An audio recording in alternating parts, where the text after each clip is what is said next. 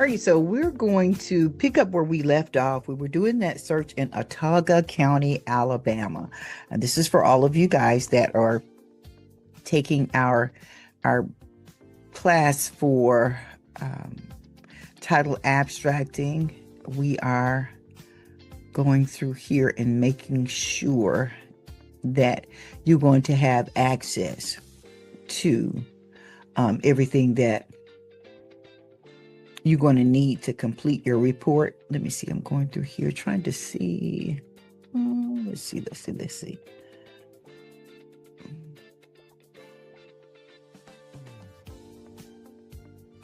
That should take care of everything there.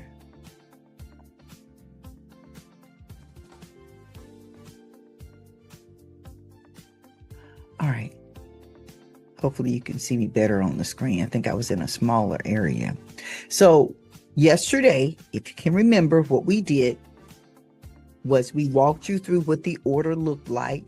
We pulled up the order on the screen. We went over the borrower's name and the parameters of the search. That's going to always be important. And I mentioned to you guys that you have to read the order carefully so that you know all of the parameters of the search. All right. So I'm hoping that you guys did that. And I'm going to go through here because I think yesterday I did not share this online. I didn't make it available to a live stream online. So today I only have a few minutes, but we'll do another one today, just because I need to ensure that you guys understand this information. Okay, so because when you start receiving orders, that's not the time to try to figure out if you got it right. You got to learn it before then, and I'm sure all of you agree with that. So let me go through here. Well, wait a minute. I'm gonna try it one more time. Give me just a second here. I know you're like, you're using up time. I am. And my apology. We pulled up the order yesterday. You saw all of the parameters of the instructions. You saw the county. We went ahead and went to the tax assessor's site. If you remember that, we went to the tax assessor's site and we got all of that necessary information regarding the tax assessor's site. You know, remember, we got the fair market value of the property. I explained to you that the assessed value and the fair market value are two different things. And what we typically look for are we're looking for the fair market value rather than the assessed value. So if you can remember that, that is what we did. I don't know what this screen is doing. It is doing some interesting stuff. It makes me almost want to sign out and start all over again. But anyway, I'm not going to do that. All right, here we go. All right, so I don't know if you can hear me. Hopefully you can. I'm going to have to just load this later to the internet because it's taking too much of my time to get it done. And I want to cut it off right here. So what I said to you guys is once we gathered everything that we needed from the county yesterday, specifically the stuff from the assessor's office, the amount of the property taxes when they were paid, the status of the taxes, you know, like if they're a delinquent, and even if they're paid, you know, what year they were paid for. That's really important, and you have to list that on your write-up sheet as well. And again, we talked about run sheet, write-up sheet. There's a variation in what the document is called that you use to submit your paperwork to your clients. Okay, so having understood that, we're going to move forward now with going into the Judge of Probate's online records for Autauga County. Yeah, I'm gonna go out, show you how to open it, show you how to go into it, all of that, so that you can understand how to do it yourself. If you're no longer, you know, if we're not around and you're not able to to reach out to us, then you can always do this yourself. So right now I have it open. I'm going to close it out and we're going to walk through it step by step. We just lost some minutes there with me trying to get everything set up, and I apologize for that. But now I'm going to go through and pull everything up and walk through it, and then I'll share my screen. Okay, how's that? All right. Going through and pulling up Autauga County Judge of Probate's office, because to search the mortgages and deeds and other recorded items that will be related to the property, we have to go to the Judge of Probate's office for those records. Okay.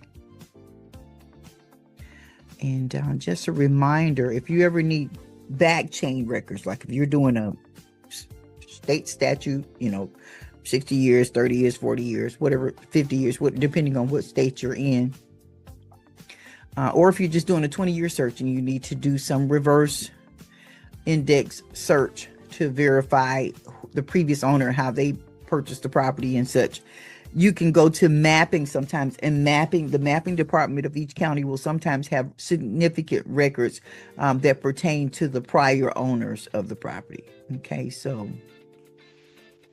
just bear that in mind for the future.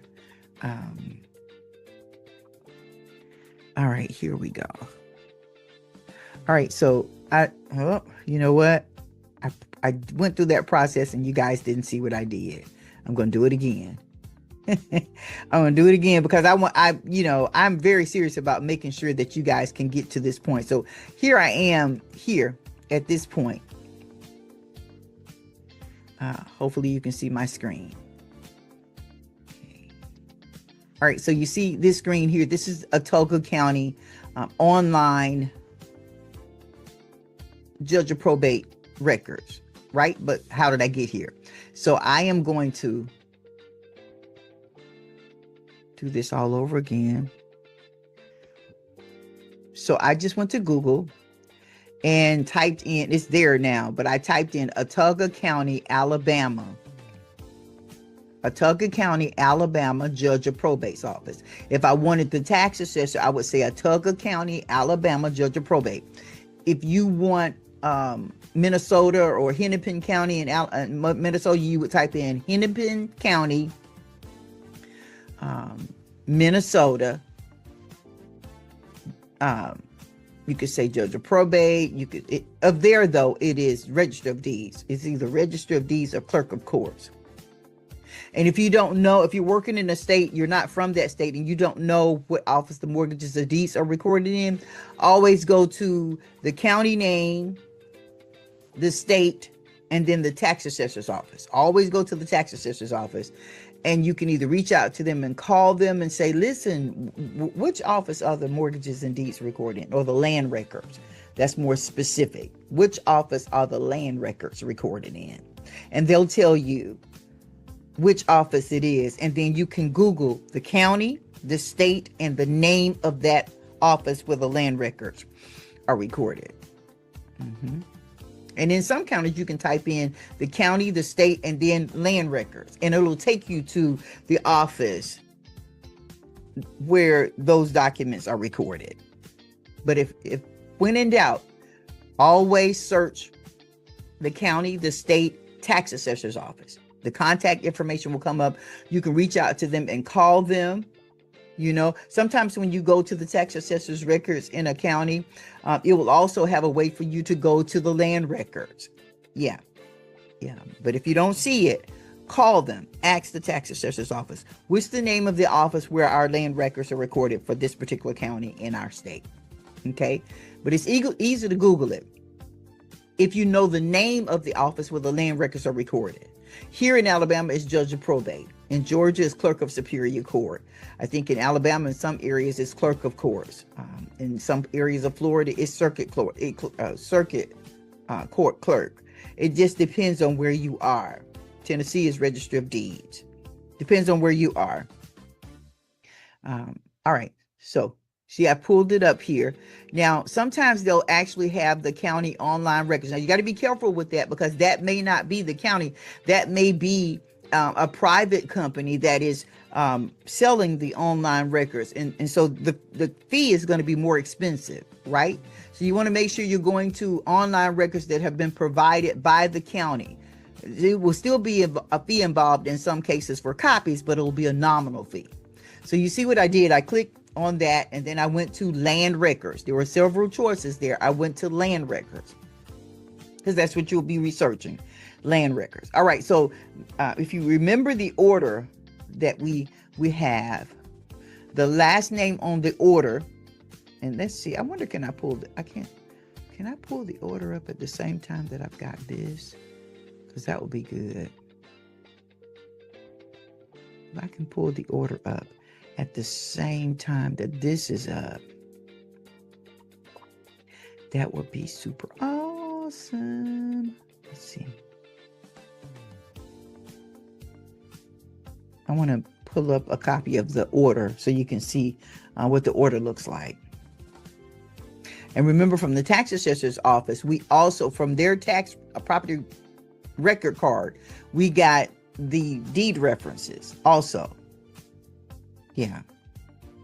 And remember, I told you, even though you're doing a current owner search, if they make deed references available to you, write them all down. And also, as a reminder, we went to one area of the tax assessor's property record card, and it had only a couple of deed references, but then we arrowed all the way down to the instruments, and there it had all of many more references than the two that were listed higher up. So you want to go all the way down to the bottom of the page whenever you're looking at the property record card. Just look at everything that's available there, because you're not, sometimes it could be some information that you can benefit from. Okay. All right. Let's see if we can pull up this order. I want to pull up the order so that you guys can see it on the screen at the same time that we're researching the county records. So hopefully we can get them both up at the same time.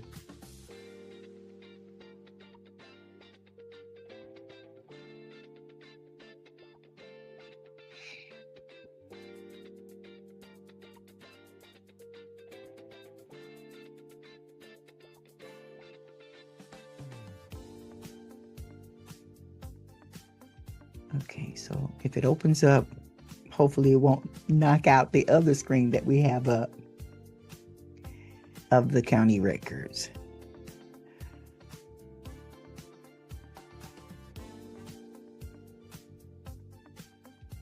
Okay, while it's doing whatever it's going to do over there, I'm back here. All right, so there are a variation of ways that you can search for what you're looking for. Remember, we got book and page references, so we could search book and page references, pull that up, and then go from there. I'm going to choose to search it by the name in the index. And remember, you have to continue to compare the legal description, because the legal description is actually what you're searching, because the person could own several pieces of property. So just because you're researching their name and you find some things recorded in their name, that is not necessarily an indication that it is the specific property or the subject property that you're researching. All right. The last name of these people, Luxo, one of the borrowers, and you have to, when you're searching the index, you want to search the index based on how their name is on your order, right? And if you find a variation of their names as you're researching, you want to search that as well, right? So if we find that Emily has a middle initial somewhere along our way as we're searching, and we've compared and verified the legal description and know that it's the same property that we're researching, then you want to also search that variation of her name. Like right here, we see Emily A. Luxa. You see that? So as we continue our research, we're going to search that variation of her name. We're also going to search Justin's name. Can everybody see the screen? Okay. All right. So to take a look at this document, and also if you're doing a search and you're in the online index records and you see some type of note that relates to the property that you're searching, be sure to open it up and take a look at it to see what it's referring to. In this case, this additional note is referring to the plat booking page. And of course, when we got the property tax record card information, that plat booking page was also listed there.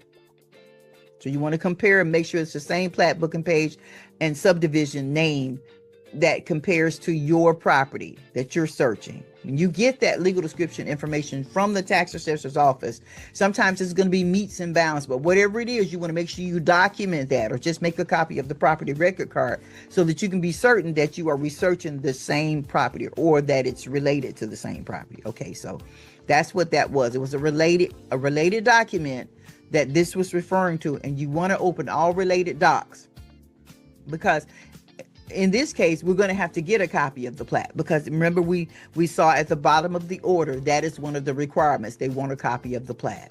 So when you're looking in here, before you purchase your document, and yes, you will have to purchase documents. Yes.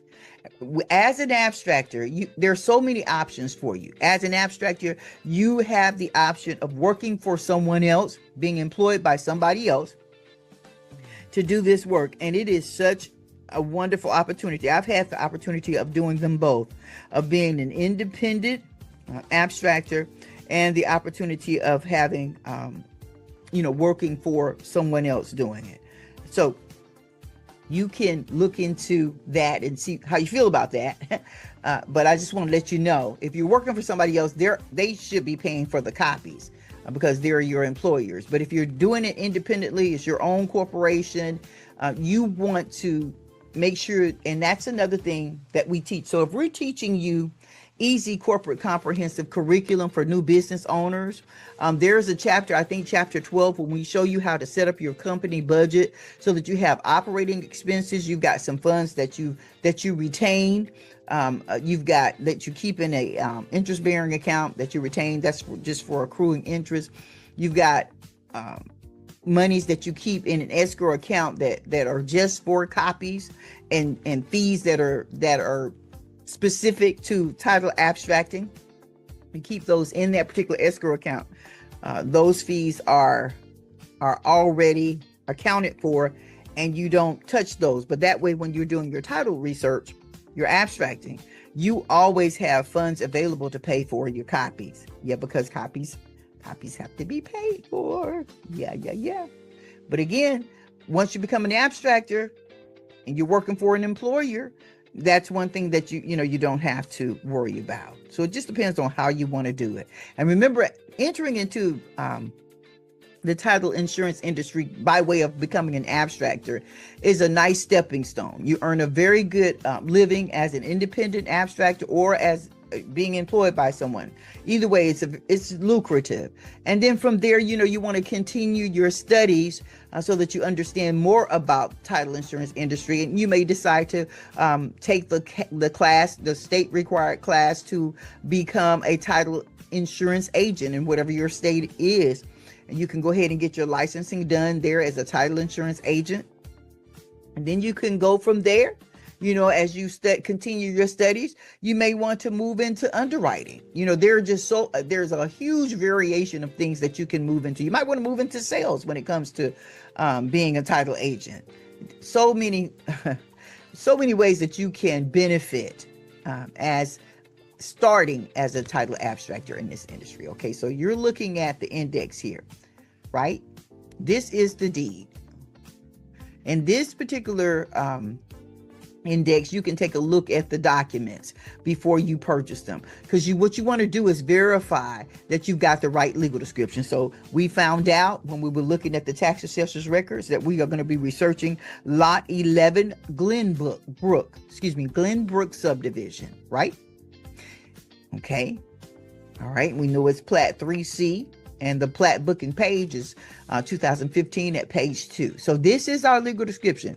And what did we talk about in the book in chapter 4, entitled Abstracting Made Simple? Title Abstracting Made Simple.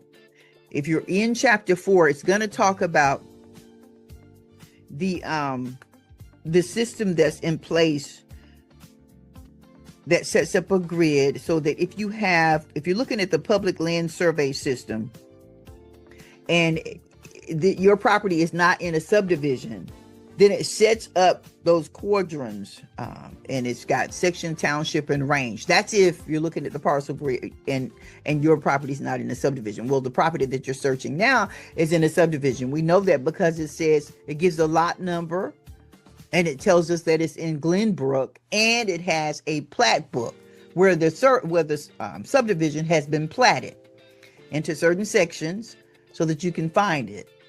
And it's based on lot numbers. In some cases, it's lot and block numbers. Going to have a subdivision name.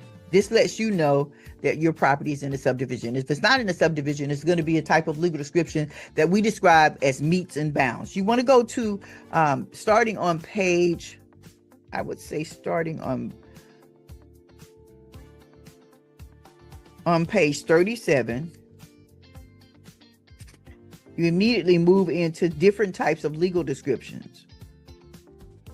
And that is on page 38, a variation of the types of legal descriptions. And you want to know those legal descriptions and how they work. It breaks down meets and bounds. It breaks down the lot and block, and then the government rectangular survey system. That's also a part of what you may have to research. But for the most part, if it's not in the a subdivision, it's going to be based on the public land survey system, and that's going to be section, township, and range and such. But all of that is in the book, and we walk through it in this class specifically. You just saw an example of a property that's in a subdivision. Now we're looking at the deed, and if you guys can see the deed, at the very top, you see the consideration. Now, when you're writing up your report, if there is consideration, you want to put that on your report. In some cases, people list the consideration right after they've listed the book and page reference and the type of deed it is, the type of conveyance it is. It could be a quitclaim. In this case, this is a warranty deed, right? Okay, so on your document, you would put the book and page, the type of document, warranty deed, and then you'd also list the consideration amount. You'd label it consideration and list the amount. Now, when you're listing the grantor and the grantees, follow me here. You see the consideration is $495,000. All right. I want you to be the type of person that reads the document. So, and you do that because it's going to save you a lot of quality control oversights. And those can possibly, unless it be by the mercy of God and grace of God, you can actually lose an account with those too many QC oversights. So that's why you want to read the document completely. Take your time and read it, because sometimes the grantee's name is first in the language and the grantor's name comes afterwards. Now, what did I teach you? There are a variation of ways. If you're in a hurry, or it's handwritten and you can barely read it or something like that, there's a lot of people involved, or something congested in that first paragraph where you're unable to understand who the grantor or the grantee is, always go down to the signatures. Because the grantor, the one who's conveying their interest in the property, is the one who signs the deed. Grantees, people who are receiving interest in the property, rarely, they don't sign the deed. The document is a document stating that someone, is granting you or conveying whatever vested interest they may have in the property. So they're going to be the ones who sign the deed. So you, right away, you know who the grantors are. You know who they are. You don't know their tendency, but you know who they are, because you can just go down to the signature line, not the notary's signature, but the signature line of the grantors. And that will give you an idea who the grantors are, because sometimes it'll be reverse. The language will reflect that the grantees come first and then the grantors. It's not always the same. And I don't want you to get in the habit of just skimming through and you report it incorrectly. It creates a problem for everybody. So here we see that the grantor is Jeffrey W. And I believe that is, I can barely see it, but I think is Donna Horse and Catherine J. Donald Horse. I I got to use my magnifying glass, guys.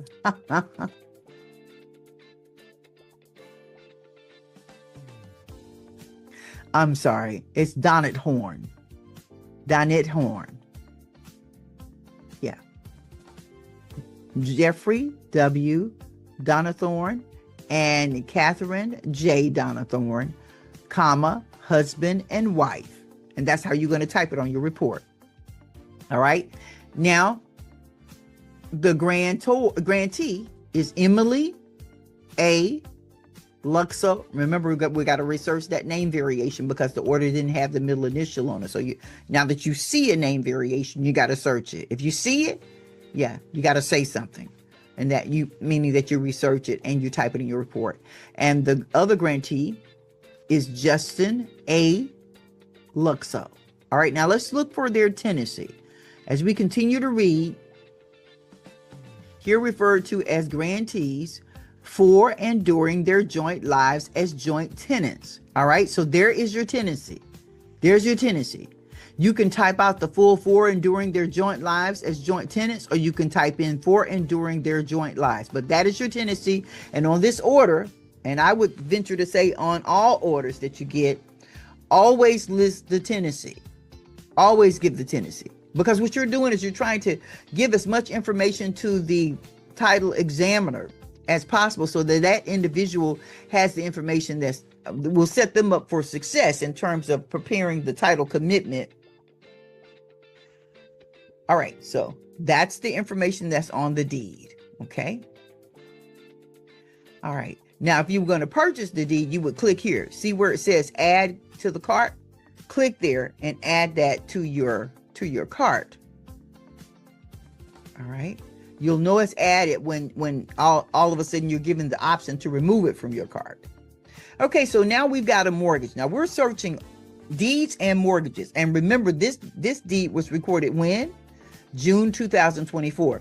And what does our order require? That the deed be more than 24 months old. So this is within 24 months. So we know we're going to have to go back and get prior deeds. Now, luckily, or the blessing was that on the property tax record card, we have prior deeds. But what else do we search? What did I tell you yesterday? You also research forward. You research that individual's name forward in the grantor index because you want to make sure that this person hasn't conveyed the property, that someone else doesn't own it at this point. All right? Yeah. So we always research their name forward, as well as doing the reverse index when you're looking for prior deeds. So here we are. In this particular index, they've got the grantor and grantee index. And I need to go back and show you that. I'm going to have to discard this and come back. All right. See here where we typed in her name, last name first. See that? And I also had checked grantor, grantee, and assignee. So when you're searching the online index, you've got to indicate whether you're going to search the grantor index, the grantee index, or both. Really, really important. If it gives you an assignee index, you want to research that as well. Very important. Remember that. So when you're searching the index, you're searching each one, because you're liable, if you're only searching the grantor index, then you're probably liable to only come up with the mortgages, and you'll be wondering, why aren't any of these paid off? And that's because any mortgage release or satisfactions will show up in the grantee index. Also, you'll only see whether the person has borrowed money, but you won't ever see their deed because you're only searching the grantor index.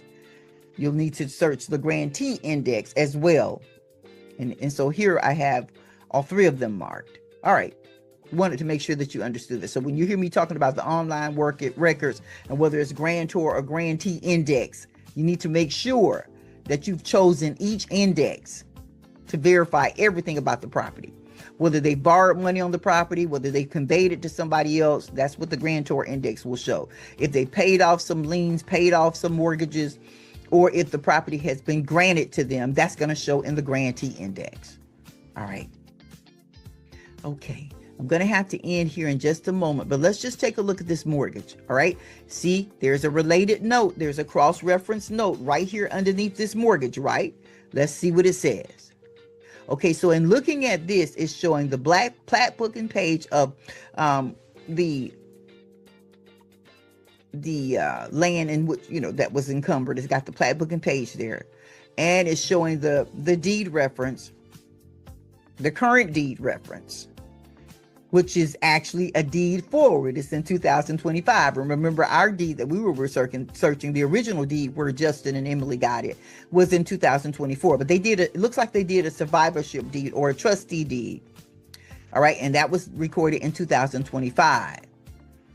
So you see the related documents here. And what else do we see? We see that this mortgage is released. So the mortgage and you're going to be writing down your security instruments. You're going to be writing down the book and page reference of all of your security instruments, whether they're open or closed. Why are you doing that? Because you're creating a paper trail. So if you ever have a quality control issue, or a client comes back and say, you missed this or you missed that, you'll be able to go through your notes, your pre-run sheet notes, and see if that was in your research, if you missed it, or if it was actually in your research, and maybe the typist didn't get it typed in, because that can happen a lot of times. But you want to make sure that because the E&O insurance is going to be on you. You bear the responsibility of keeping your errors and omissions insurance. Yeah. So you want to make sure that you're being very thorough. So this particular mortgage doesn't pertain to us, but I've written down the book number, which is 2024, and the page 3603, and then I've drawn a line through it because it doesn't pertain. It's been released. It's not relevant.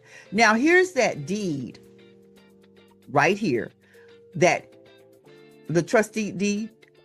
So they bought the property from the original owner in 2024. And most people will just go forward with checking the mortgage and everything else and not check for another deed or another conveyance. Well, they conveyed the property from themselves into themselves as the trustees. Yeah, they put the property in trust, a living trust, and that's to protect it. All right, so here we go. And also, if you put it into a living trust, if something happens and the individuals pass away, the property doesn't have to go into probate because it's already in that trust. And so in some cases, it can just go right into being, the vested interest can be distributed among the survivors or among the heirs, if that makes sense. Okay, so it's a wise thing to do because it can prevent a step in probate.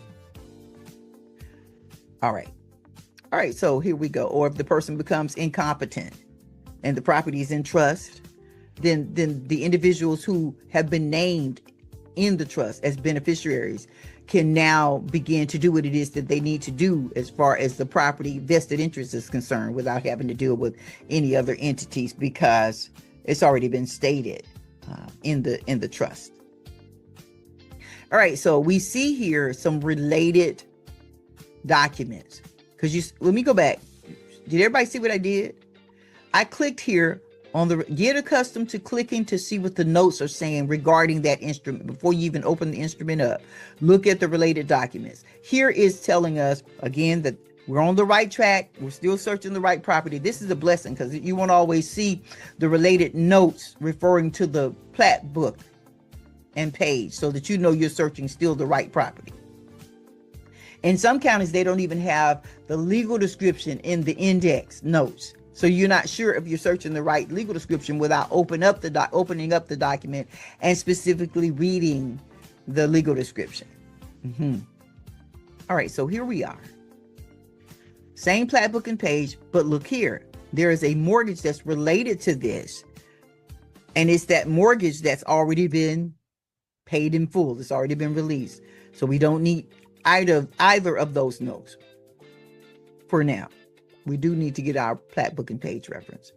All right, so we can put this in our cart because this is a warranty deed that we want, because It's going from them into the trust. And let me just show you this, and then I'm going to have to sign out, and we're going to have to come back later. But I want you to see the language here as they convey the property from themselves. Justin A. Luxo, Emily A. Luxo, a married couple, hereafter called grantors. Now they're about to convey it into Justin Anthony Luxo, Emily Ann Luxo, trustees of the Justin and Emily Luxo Living Trust, and they show the date, dated March 19th, 2025. Now the property is no longer owned by them individually, it's owned by the trust, and they are trustees over the trust. Okay.